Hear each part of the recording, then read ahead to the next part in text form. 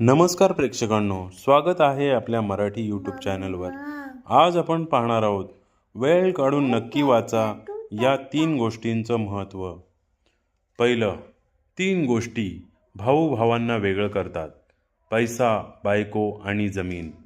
3 गोष्टी कोणाचीही वाट पाहत नाहीत, वेळ, मृत्यू आणि ग्राहक। 3 गोष्टींचा सन्मान करायला हवा, आई, वडील आणि गुरु। 3 गोष्टी आयुष्यात फक्त एकदाच मिळतात, आई, वडील आणि तारुण्य।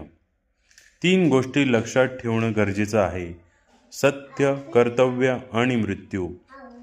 3 गोष्टी कोणीही चोरू शकत नाही, अक्कल, चारित्र्य आणि कौशल्य।